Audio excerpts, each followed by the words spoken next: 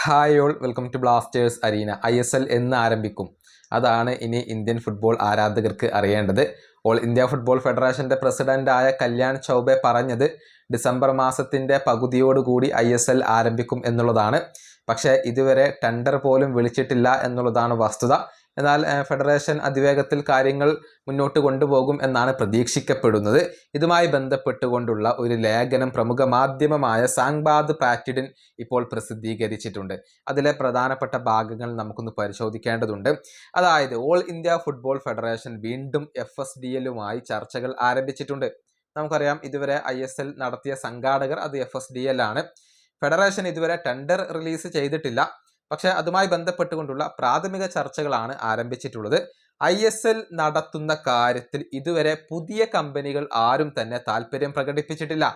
അത് all India football ഫെഡറേഷനെ ആശങ്കപ്പെടുത്തുന്ന ഒരു കാര്യമാണ്. അതുകൊണ്ടാണ് ഫെഡറേഷൻ വീണ്ടും FSDLനെ സമീപിച്ചിട്ടുള്ളത്. എന്നാൽ FSDLന്റെ ആവശ്യങ്ങൾ വളരെ വ്യക്തമാണ്. ഒരു ദീർഘകാലത്തേക്കുള്ള ഒരു കോൺട്രാക്റ്റാണ് FSDL ഇപ്പോൾ ആവശ്യപ്പെടുന്നത്. അതായത് 14-15 വർഷത്തേക്കുള്ള കരാർ നൽകണം എന്നാണ് ഇവരുടെ ആവശ്യം.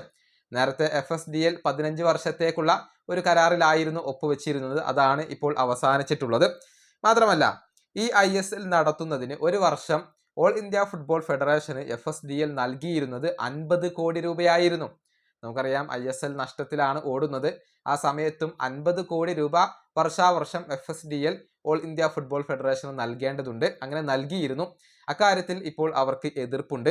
അത് 25 കോടി രൂപയായി കുറക്കാൻ FSDL ഇപ്പോൾ ഫെഡറേഷനോട് ആവശ്യപ്പെട്ടിട്ടുണ്ട്. ഇനി ഇവിടുത്തെ പ്രധാന തടസ്സം എന്തെന്ന് വെച്ചാൽ പ്രമോഷനും റെലഗേഷനുമാണ്.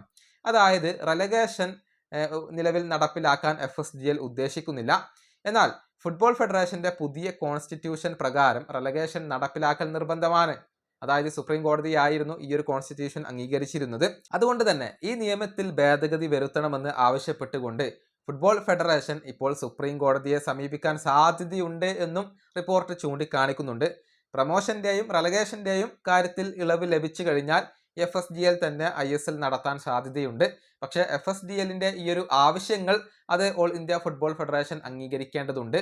പുതിയ കമ്പനികൾ ആരും തന്നെ ഇത് നടത്താൻ ഇപ്പോൾ താല്പര്യം കാണിക്കാത്തത് ഓൾ ഇന്ത്യ ഫുട്ബോൾ ഫെഡറേഷനെ സംബന്ധിച്ചിടത്തോളം തിരിച്ചടി ഏൽപ്പിക്കുന്ന കാര്യമാണ്. അതുകൊണ്ട് തന്നെയാണ് FSDLനെ വീണ്ടും അവർ ബന്ധപ്പെട്ടിട്ടുള്ളത്. ഏതായാലും അധികം വൈകാതെ തന്നെ ഈ ISLന്റെ കാര്യത്തിൽ ടെൻഡർ വിളിക്കും എന്നാണ് ഇപ്പോൾ പ്രതീക്ഷിക്കപ്പെടുന്നത്. ഈ വീഡിയോ അവസാനിപ്പിക്കുന്നു. അടുത്തൊരു വീണ്ടും കാണാം.